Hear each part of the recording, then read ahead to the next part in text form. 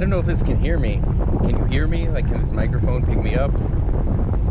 I don't think it can. It's because the wind's going so fast. Going a solid 14 miles an hour. So look out.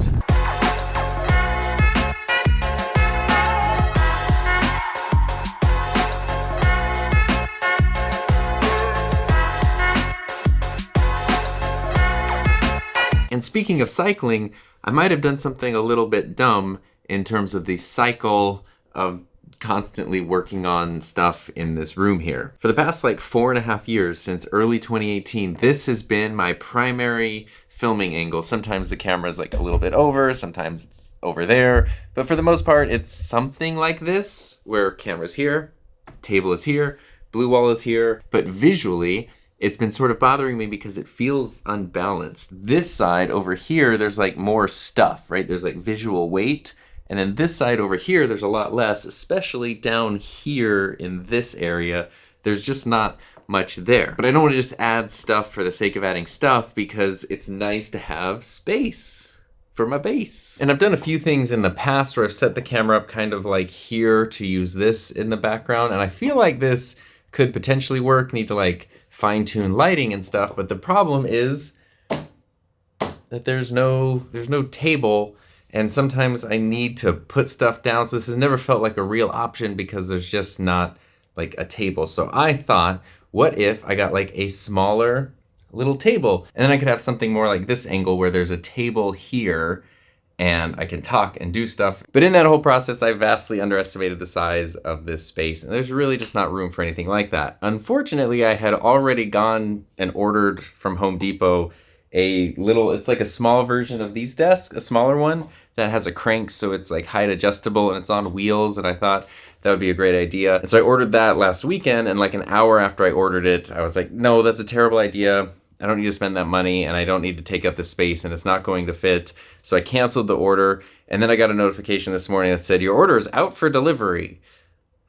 Maybe I should give it a try and see if it works. There's just not a ton of space over here. The desk I ordered would come out about this far from the wall, and it would be about this wide. I don't know, and then it would be on wheels. I don't know. I might have a couple of ideas. One would be to move this cabinet somewhere. Maybe that could just go over here, right? And then the new table could just sort of go here.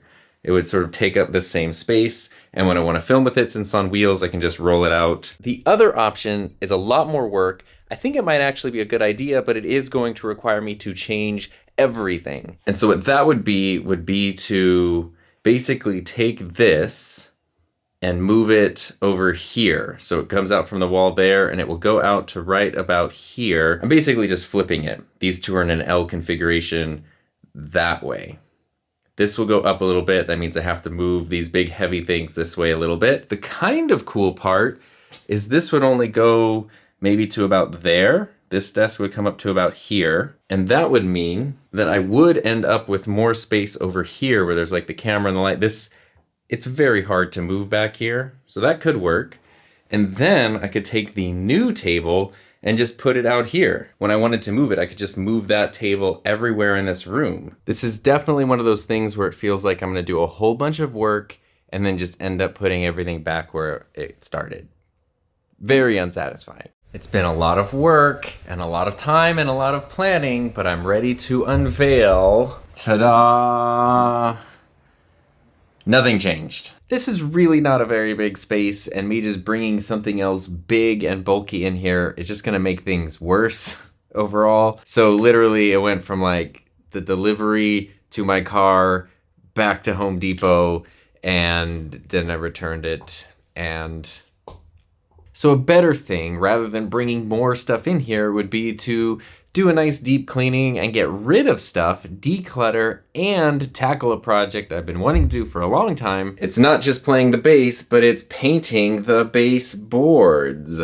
Our house is like 7.5 years old now, and when it was built, they were like, you can have a custom color. It's either this tan color or weird yellow. So I said, well, a tan, please. And then they said, oh, we're going to do this modern trend where we're going to paint the walls, the baseboards, and the ceiling the exact same color. So Yes, there's no differentiation between ceiling or walls. Unless I painted a wall, it all just blends in. That was not because it's trendy, that's because it was cheaper. They didn't have to have someone paint the walls and then paint the ceilings white and the baseboards white, which is what you would normally do because white ceilings will open up a space and be more reflective, and white baseboards and trim just look good, and it's pretty darn traditional. So a while ago I started painting the baseboards on the rest of our house with like hardwood, but I've been avoiding the rooms with carpet like this one because then I gotta move all this stuff to get to them, and also it's pretty high stakes when you're painting on carpet. I'm gonna do that instead of this. I don't know how to take time off, ultimately, is what it comes down to. He sleeps like this because there's air coming out of that crack under the door. And then you get a little bit of AC, huh? So now that this is cycled into becoming a home renovation show, step one is frog tape. Forget everything you know about blue painter's tape, because this actually does what you want that tape to do. You put this on the wall and then you peel it off and it's just a straight line. It's not like that jaggedy thing.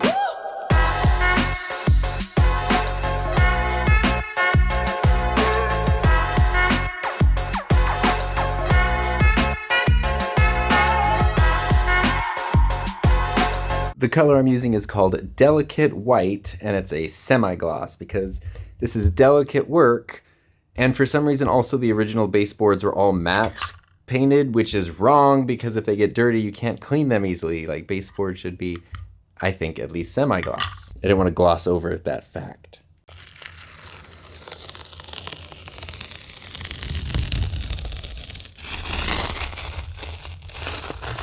And now this section, done. Just have to do all of this. I wish this were like those home renovation shows where I do like one thing and then I leave and a whole crew comes in and finishes everything, but it is most definitely not that. And as I'm shutting everything down here, I don't think I've ever talked about this light.